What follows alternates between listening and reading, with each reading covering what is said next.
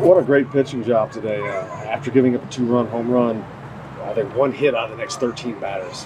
Yeah, when early I thought Tanner kind of pushed some stuff and kind of babied some off-speed pitch. Maybe baby not the right word, but kind of tried to roll it in and didn't really finish it. And when he executes and when he really finishes and when he really attacks, his stuff's good. The ball's late and the 4 runs we gave up were hit by pitch and a walk, and then obviously the home runs after that and pitches that weren't executed. So he was very good for the majority of that. I know that he would look back at that and say he didn't execute as well as he could early, just from an attacking standpoint. Then he got kind of ticked off and finished it and did a good job. It was a really good start for us. And obviously after that we had that long bottom half, and kind of stuff was not where it was before, and that was kind of the last inning, even though his pitch count was a little low. But did a really good job. In a big moment. He and Paulie both, you were able to save your bullpen pretty well going into a big game. Yeah, it was especially with the extra inning game on Sunday against Michigan, the extra inning game against Louisville, and in a short week. And so you got some guys that weren't up, and thankfully it didn't hurt us as well as bad as it could have, and we had big time performances from our starters, which we've become accustomed to. We've been very fortunate and very blessed to have those from those guys. So the Jersey kid, Scotty Bradley, kind of hit on his home team today. Yeah, he was great, and we just talked about Scotty in there. And I say it all the time, and I know I say it all the time, but you look at his ability to be resilient and to respond and to bounce back. There was a point yesterday he hits that double to left center, but then the next at bat he takes a pitch, and you could tell from his body positioning and his confidence the way he took it. It was like, oh, Scotty's back. And I looked at Coach Parker and I was like, he's ready to roll. So sliding back up to the 6th hole, you could just tell the way he took a pitch, he was right again, and then he went out and changed the game. Really was the catalyst for the whole club today. Did a really good job. The elephant in the room, we kind of joked about it yesterday, but right now you guys are half a game in the lead for the Big Ten title. So are we really? I didn't even know. Yeah, no, it's exciting. It's exciting, and we've continued to push the guys to be able to put yourself in this position. And I told them, and I'll tell you exactly what I told those guys. Like, we've just earned the right to go out and play the same game that we've played, and we have to execute the same way. And if you look at a game as we have to do this, we have to do that, you're not able to go out and execute. So we're going to play the game the same way we've played the 54 games before this, and live to that standard. And again, if we do those things, I'll be the happiest guy in the world, no matter the outcome. If we compete, we have great enthusiasm and passion, we follow a game plan, we execute, whatever happens. Baseball is a goofy game, anything can happen. I'll be a happy guy, and I'll be a very proud guy, whatever the outcome is. what would it mean for you personally to win a Big Ten title in your first season, of course, but to win a Big Ten title overall?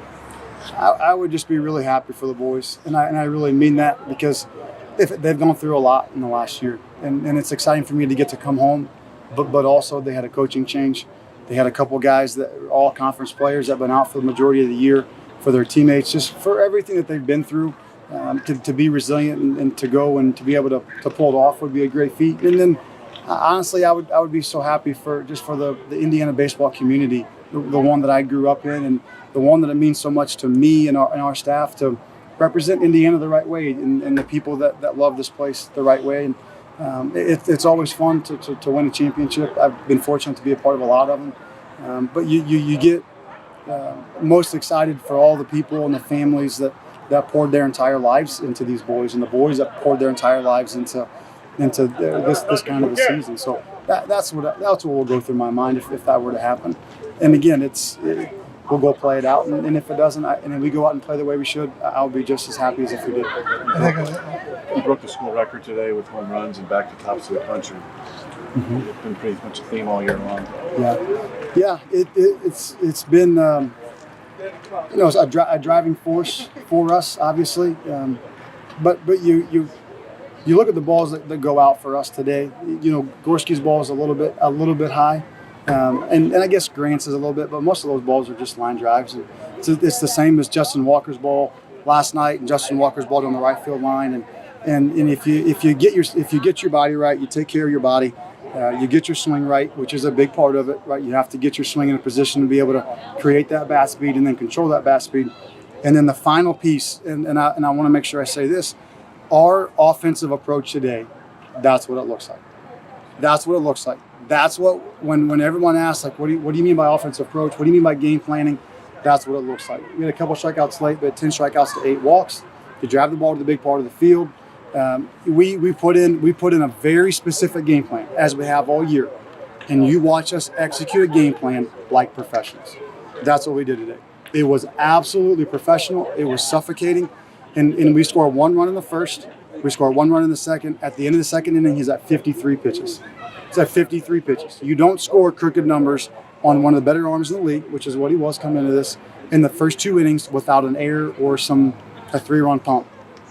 But what you do is you work and you work and you work and you wear a guy down to where he makes mistakes in the 3rd, 4th, 5th inning, and then you've got to be in a position to be able to drive that ball and do something with it, which is what we did. You know, I'm happy. I'm happy. You know, for the home runs.